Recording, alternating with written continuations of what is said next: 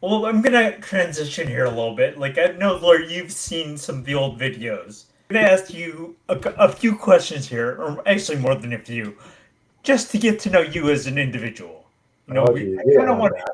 to humanize the healthcare professionals, so our patients, feel comfortable approaching us. And then, Absolutely. yeah, and also it's just fun putting you on the spot. So, Mhm. I'm gonna go ahead. Love it. Bring it on. I'll bring it on. Okay. Well, actually, Laurie, since you've seen this before, I'm gonna start with this question for you. We'll go with you, and then you can go ahead and answer. What is your Oh. personal theme song? I will probably say I don't know who sings it, but I'm a survivor, and it really resonates with me, but it's a surviving, and sometimes even beyond that, ideally it's thriving, right? And I feel the same and work hard towards those ends so that I can bring that person to all aspects of my life. And I think about oncology patients and their survivorship, right? They're in a similar um, struggle, if not, a little more expedient in terms of, the circumstances potentially are a little more dire. So helping them to thrive through their survivorship. Okay, now, Chris, what's your theme song? Ooh, no, that's a good question. I'm gonna go with an actual theme song, and it's the Star Wars theme. Star Wars. So, yeah, because I think there is something, you know, heroic and aspirational. I'm an eternal optimist. Till the day I die, I always will believe the best in people and believe that we can save the world together. And I think that movie really resonates with me. Plus, the first one came out the same year I was born. Yes, I'm that old, everybody. And that was actually to the point where I didn't get very many decisions when I got married, but the one decision I got to give was like when we walked into the hall, what was the song? And that was the song. It is literally the Star Wars theme song.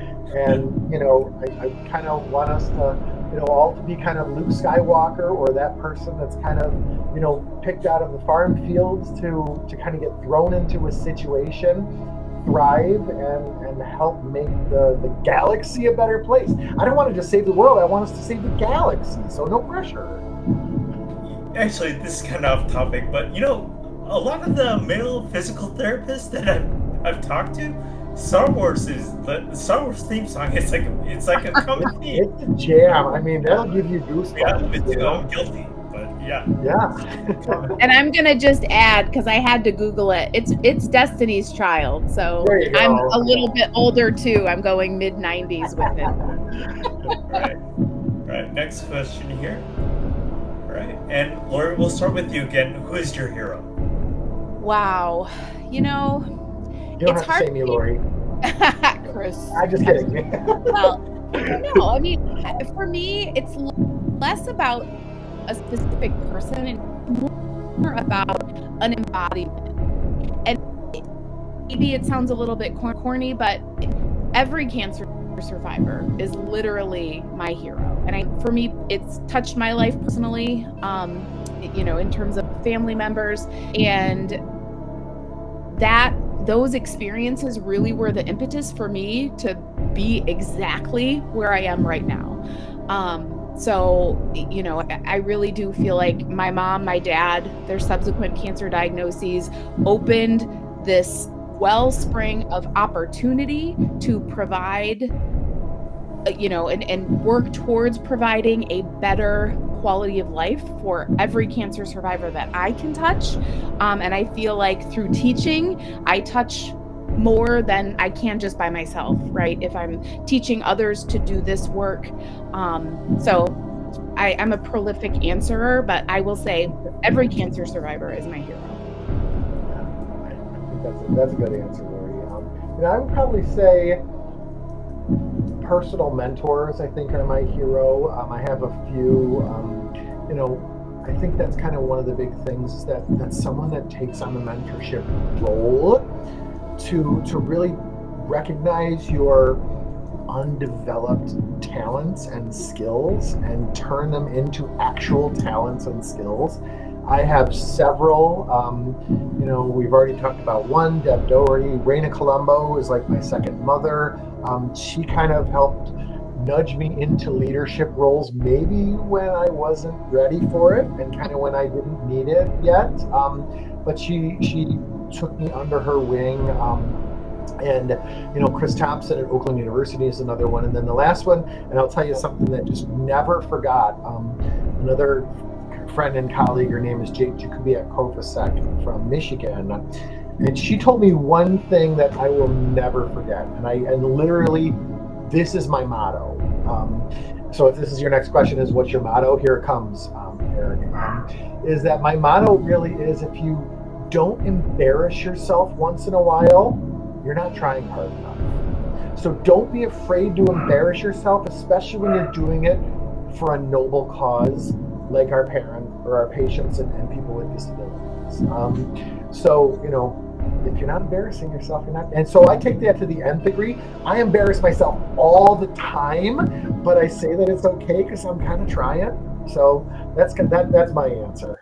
Okay. All right, we've got to throw you guys a curveball here. This is going way back.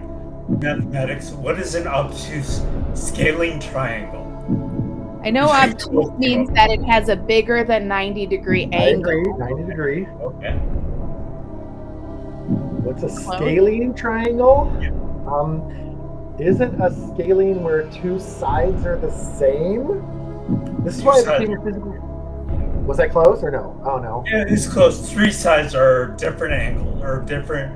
Yeah, different. Oh, okay. It's more about the length. Okay. So this is why I went into physical therapy, so I didn't have to do math. I need to know 3 sets of 10 equals 30. That's all I know. Yeah. So, and 5 episodes of 30-minute bouts of exercise is 150 minutes. That's true. All right, I can handle that too. Okay. All right, next question here. Woo! I don't discriminate. I am an equal opportunity caffeine consumer. I can't pick one because it just depends. Okay. I guess I will say coffee when I'm healthy, tea when I'm a little unwell. Agreed. Okay. Go ahead, Chris. Sorry if I Yep, stole your I'm the same way. Yeah, like if I'm drinking tea, it's because I have a sore throat and I don't feel good and I want some comfort. But coffee will keep me running probably more than I want. Interestingly, here's a little anecdote: was when I was getting older, my blood pressure was creeping up a little bit, so I decided to have decaf coffee. Honestly, I didn't really feel that much different. I thought I would be like this blob of no energy, and I kind of felt no different. But it was kind of a pain to have to like ask for decaf and not drink coffee because it's decaf. So I'm glad it didn't really change my blood pressure or my energy. So I went back to regular coffee. Noted. I'll try that. Okay, so actually, we'll start with you, Chris. What's your favorite website? Ooh, that's a great question. I think my favorite website is IGN, which is a video game and movie website. I'm a prolific video gamer. That's kind of like, if you're asking me for my like guilty pleasure, I would be playing Legend of Zelda or Super Mario or Assassin's Creed, just because that kind of, and even if I can't find the time because I am very busy, even just reading about things like that kind of help me, bring me pleasure. So I would say, yeah, that's kind of it keeps me, there's always video games that are coming out 6 months, 9 months down the road. It kind of helps keep me going a little bit.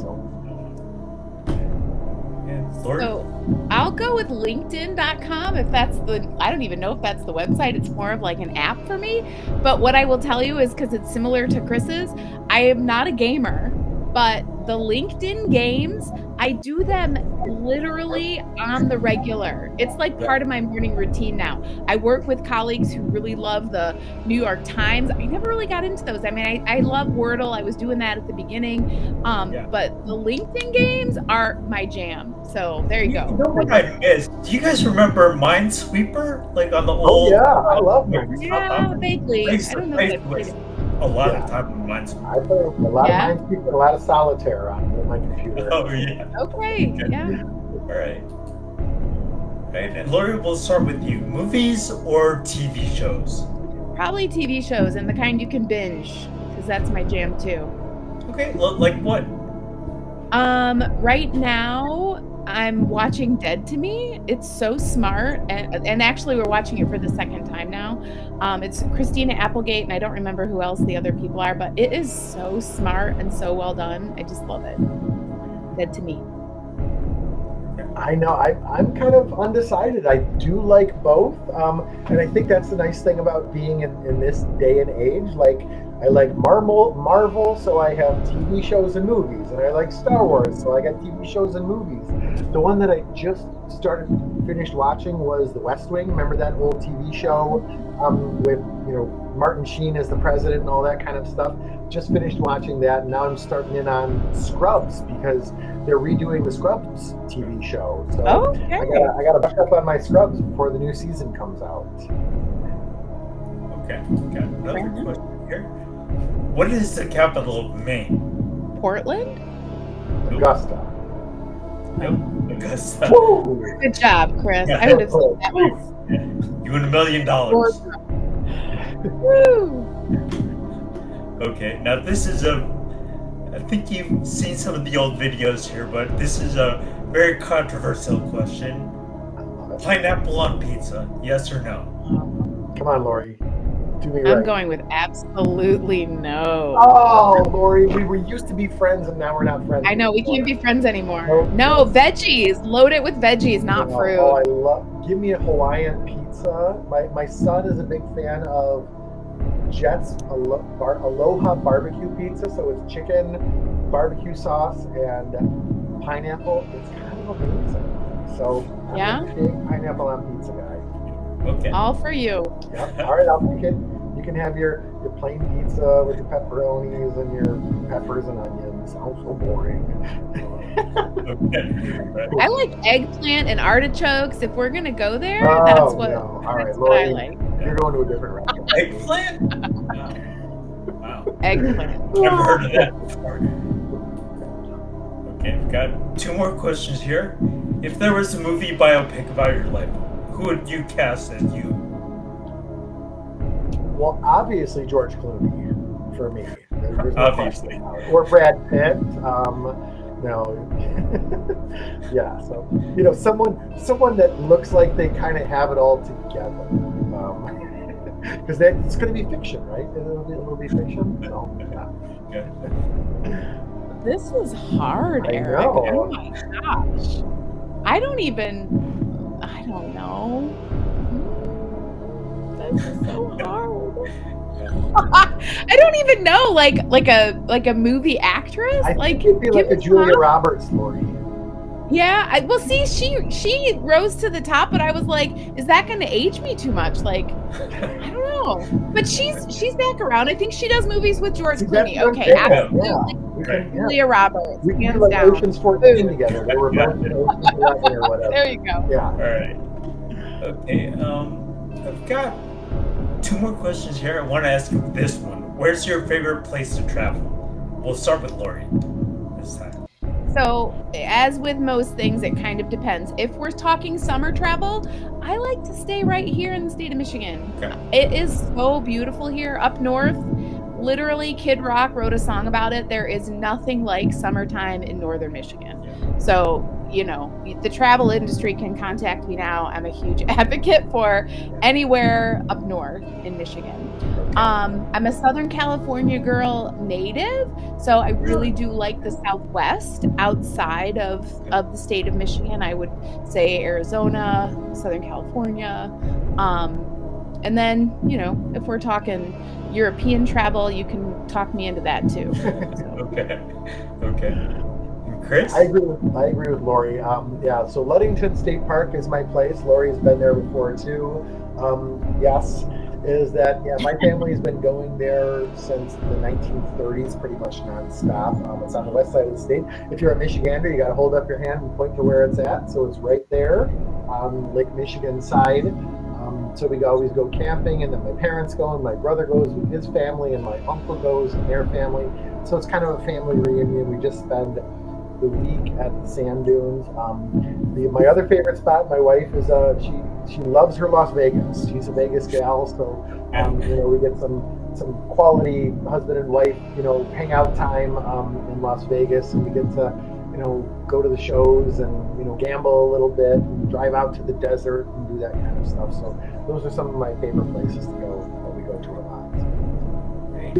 We got the last question here is any words of advice for survivors or for people with disabilities or just in general? Or you want to go first, or you want me to? Sure. I can take this. I think take this first. I think my personal motto and something that I hold dear is imparting good. I truly, truly believe that we are all created inherently to try our best and extend grace. So I really feel like, when you wake up in the morning, be grateful, first of all, that you're still here and you have the skills, knowledge, and talent to go out into the world and impart good. I really feel like that is, the thing I hold my hat on the most is just really trying to make a difference in people's lives, impart good, work hard, and reap the personal rewards that come from that. There's a lot of personal satisfaction that comes from knowing that you gave everything your all. Yeah, and I think you already kind of heard one of my mottos was, if you're not trying hard enough, or you're not embarrassing yourself, or you're not trying hard enough. But I would probably say my other one is, don't take life so seriously. I think that's one of those things that I'm actually a little nervous about in my new role in Oakland. Is I'm not a super stuffy guy. I'm kind of casual, and I pour my heart out, and I put my heart on my sleeve. And sometimes that's not always the style in some of these upper leadership positions, but I think